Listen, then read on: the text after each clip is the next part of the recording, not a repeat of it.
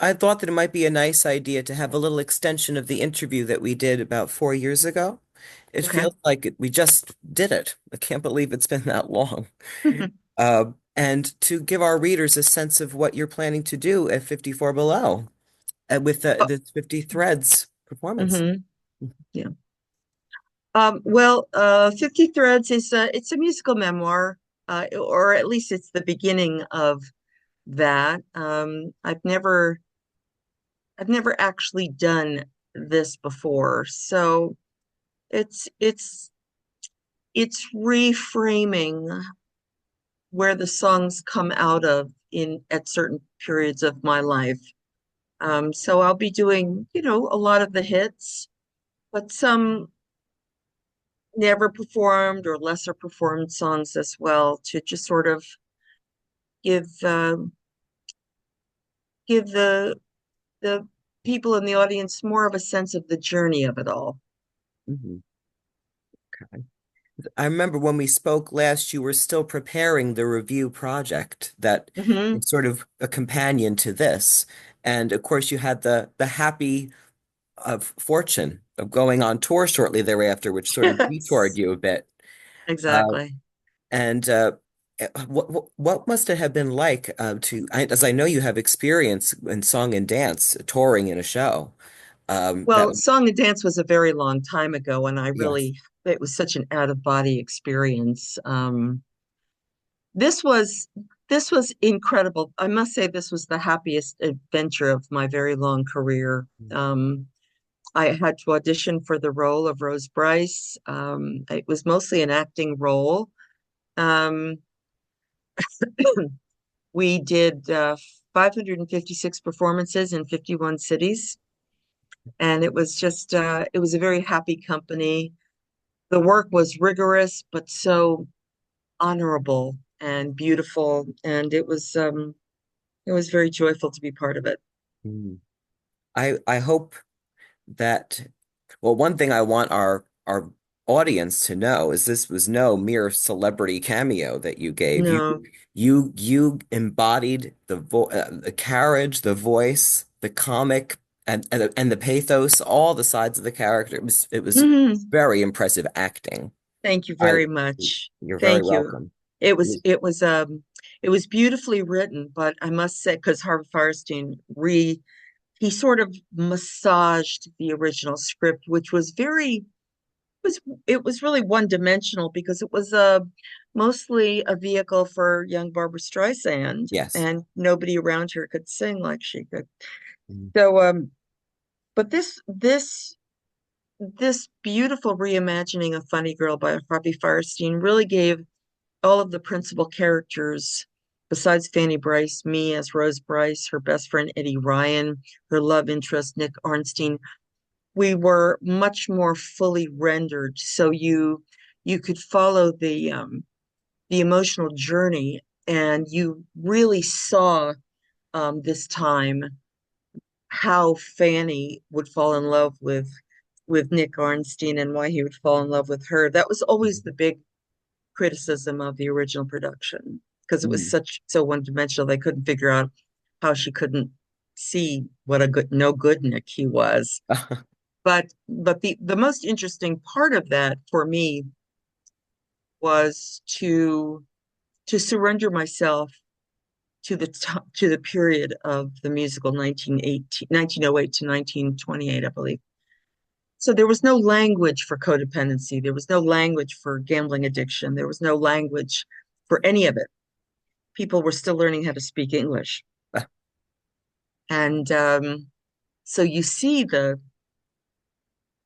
stumbling in language between her mother Rose and Fanny because in the end Fanny's journey with Nick Arnstein was parallel to Rose Bryce's journey with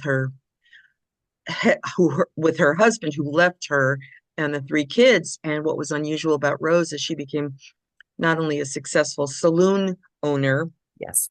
which was very rare in those days, but also a successful businesswoman. Yes, it was a very cohesive play, so beautifully, just sumptuously rendered. Thank And you. is it Katerina McCrimmon? Is that how you say her name? Wow. The two, Yes, and you had magnificent. wonderful chemistry. Yes, she was. Yeah, she was great, but she left the show after a year. So Yeah. our final Fanny was Hannah Shankman, and she was wonderful. Mm. And even though you've been very busy with that, and now you're coming back to doing live concerts, you've also Hmm. managed to trickle out some new material. Lessons to be Learned is gorgeous. Even Confide in Me, um, from the review project.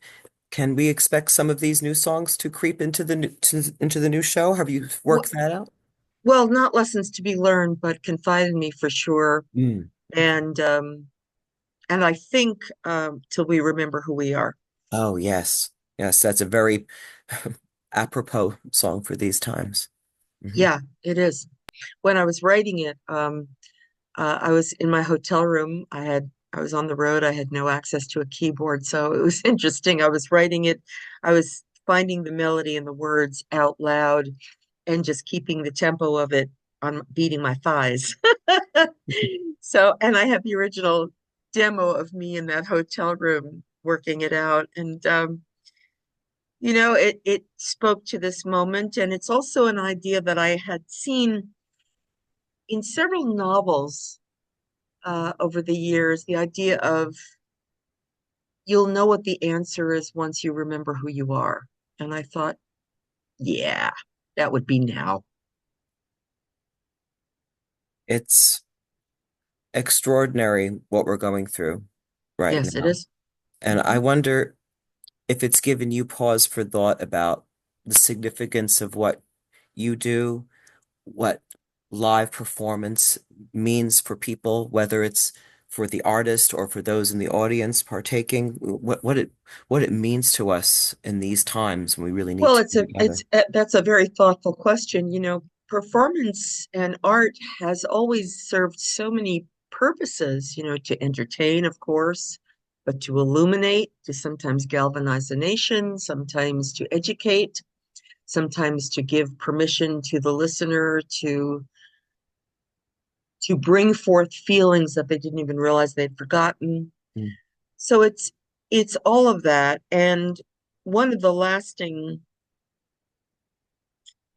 one of the lasting effects of COVID and what we went through there was the importance of community. And so to come together to see my concert or anyone's, people don't realize how heartbreaking and soul crushing it can be to be out of community. That was one of the hardest things to comprehend once venues were able to open again and we were able to perform again. The audiences were so happy to be out and about and together, and you could feel it. You could feel it. It was truly palpable because the isolation does stuff to your mind and to your soul, and it squeezes the heart and the emotions, and community is we are wired for community. yes. I particularly thinking of seeing you in Provincetown. I believe it was the last time you played Provincetown. Hmm. And when you performed Don't Cry Out Loud, I remember there was a lesbian couple holding their hands very tightly, Hmm. and a bunch of gay men of a certain age with tears in their eyes, really Sure.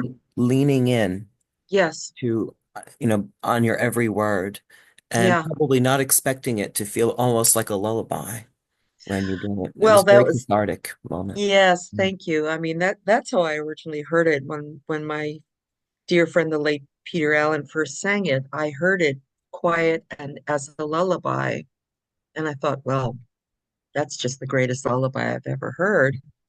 But then when I went in to record it, I walked into 50 musicians playing this anthemic version, and it really sort of rocked my core because I was not expecting it.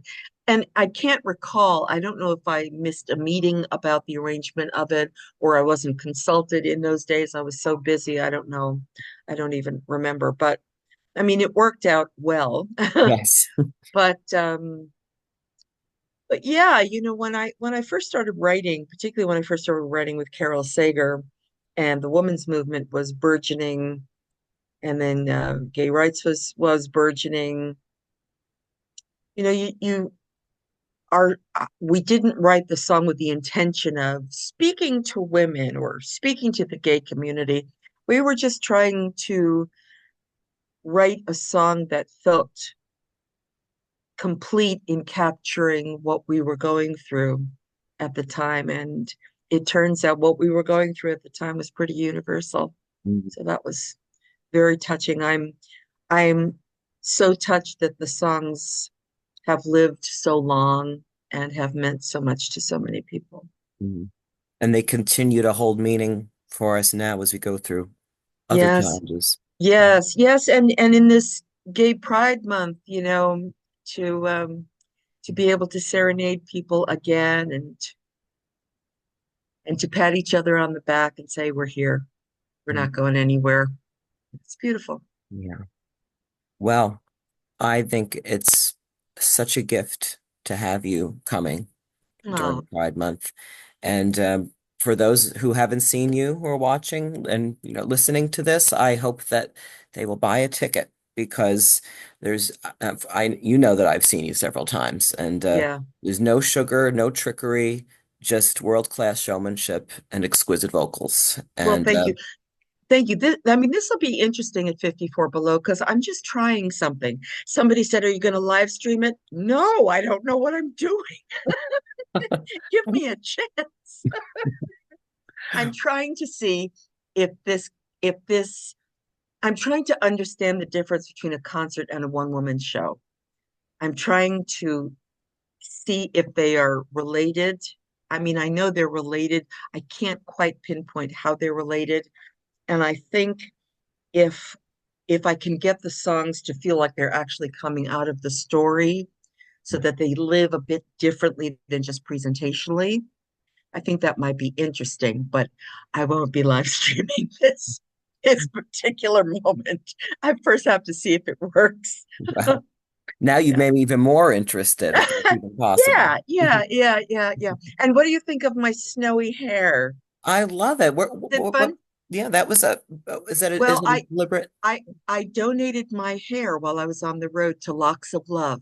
I cut off 10 inches of hair. Something got in my heart and I wanted to donate it to Locks of Love. They are a wonderful organization. They've been around for many years Yes. and they make wigs for cancer Mhm. patients. So I donated 10 inches. They didn't mind that my hair was colored red. Red, yeah. And once it was short, it was still red, but you could see the little roots coming through. And I thought, hair as art. Let's see what happens. And I thought, just let it go. Just be snowy topped and and be that village elder and assume that role and it's been great. It's been Mm. interesting. And you imbue your art with that perspective as well, so Yeah. that seems just right. No, I love it, and I Thank you. look forward to seeing you on June 14th. I believe that's the final night of the engagement Yes. and I'll be bringing my other half to his first Melissa Manchester concert. Yay. And Great. he has great taste, and boy, I know he is going to be dazzled. I know the power of what you do. Thank you, honey. Thank you very much. Thank you very much for talking to us today. Always a pleasure. Thank you. See Be you at the well. show. You bet. Bye bye.